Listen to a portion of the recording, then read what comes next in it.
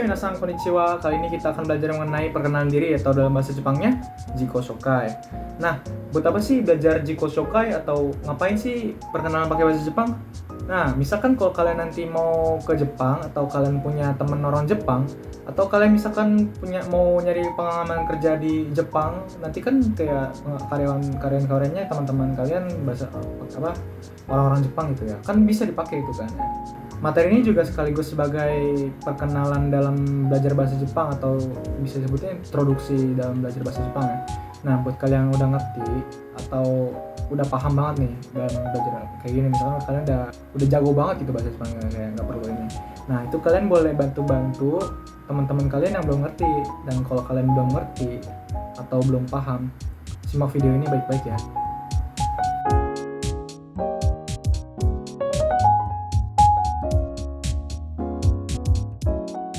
Sebenarnya perkenalan itu bebas untuk kayak gimana, tapi secara umum struktur perkenalan itu biasanya ada pembuka, nama, asal kelahiran atau negara, usia, status, hobi, dan penutup.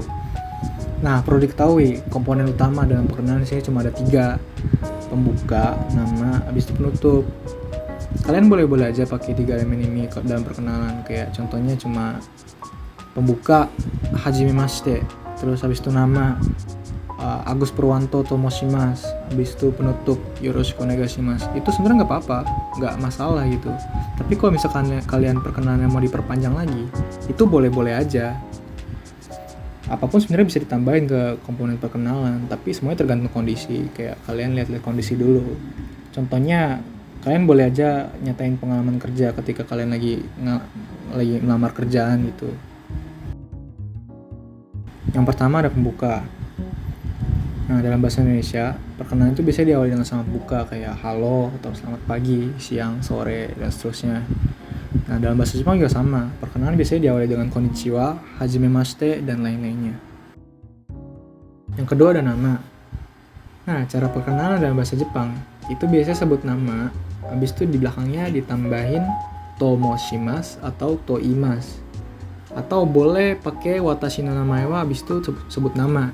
Contohnya, watashi no namae wa Agus Purwanto des, atau Agus Purwanto to moshimasu, atau Agus Purwanto to imasu. Sebenarnya artinya sama aja, cuma perbedaannya itu tingkat keformalannya. Yang ketiga ada asal kelahiran atau negara. Senpai, kenapa ada atau negaranya ya? Nah, seperti yang saya bilang di awal tadi, perkenalkan tergantung dari kondisinya. Coba dipikir-pikir, kalau misalkan kamu pergi dari Indonesia ke Jepang, gimana caranya kalau kamu bilang itu kalau kamu itu orang Indonesia? Nah, kalau kamu bisa bilang asal kamu dari Indonesia, atau kamu bisa bilang kamu itu orang Indonesia dengan menyatakan negara. Contohnya seperti watashi wa Indonesia jin desu, saya adalah orang Indonesia. Atau Indonesia karakimashita, saya datang dari Indonesia.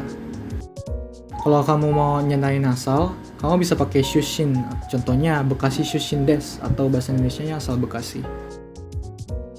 Yang keempat ada usia. Yang ini nggak terlalu wajib, tapi misal kamu mau nyatakan umur, kamu tinggal tambahin kata sai di akhir kalimat setelah nyebut angka umur. Contohnya 15 itu kan dalam bahasa Jepangnya juwo. Nah, tinggal tambahin sai jadinya juwo sai, 15 tahun. Contoh lainnya 16 tahun, jurokusai, 18 tahun, juhasai, 17 tahun, junanasai, dan seterusnya. Yang kelima ada status. Status di sini maksudnya status sosial kamu sekarang ini ya. Kan kalau kalian sekarang ini kan masih siswa SMA. Nah, disebutnya kokosei, atau misalnya pelajar disebutnya gakusei.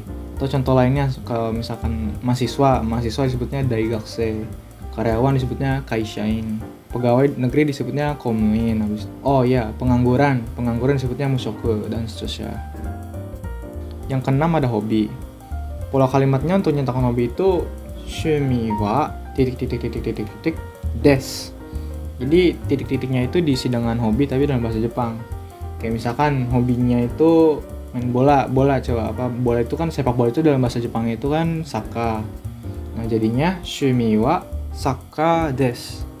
Artinya hobinya sepak bola gitu. Atau kalau pakai pola kalimat yang lebih sulit lagi, kayak shumi wa kata kerja, habis itu koto des. kata kerja itu diisi kayak bermain gameをする, memasak, 料理を作る, atau gambar, 絵を描く.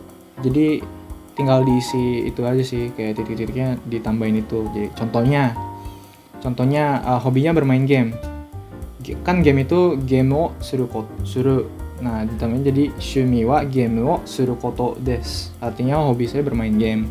Atau menggambar kan e o kaku. Jadinya pakai pola kalimat itu jadinya shumi wa e o kaku koto desu.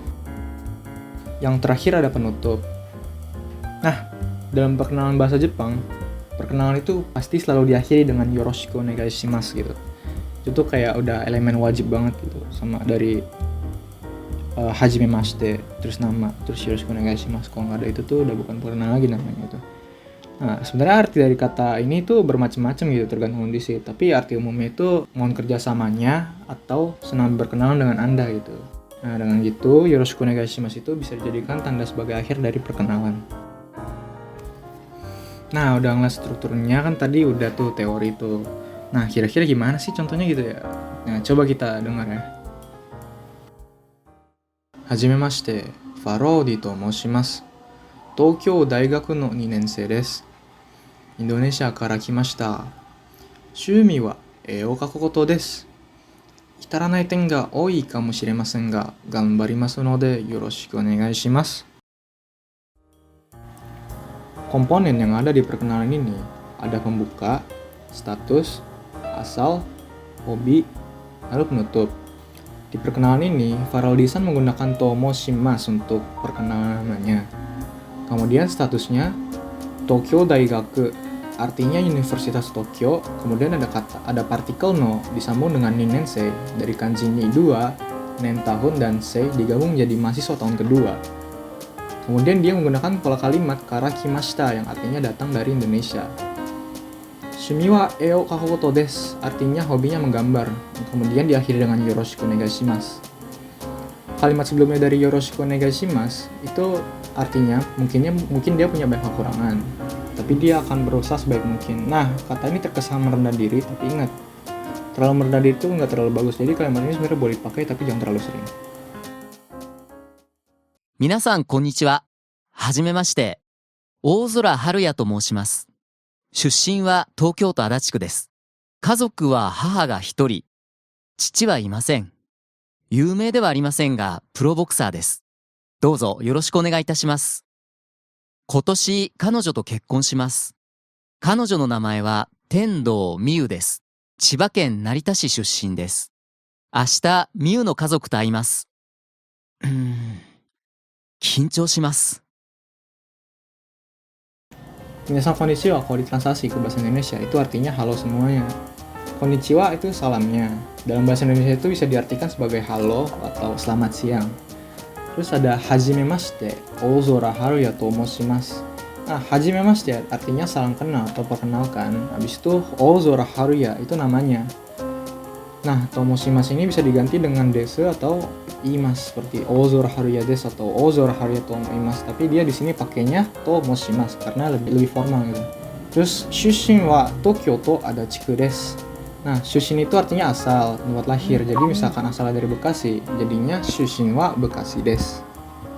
Jadi di sini artinya dia dari Tokyo distrik Adachiku.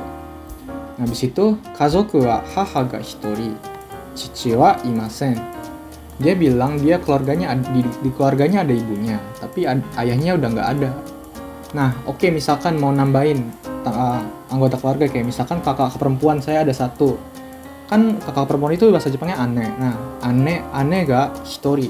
Ane ga hitori berarti kakak perempuan saya ada satu. Atau adik perempuan, bahasa Jepangnya imoto.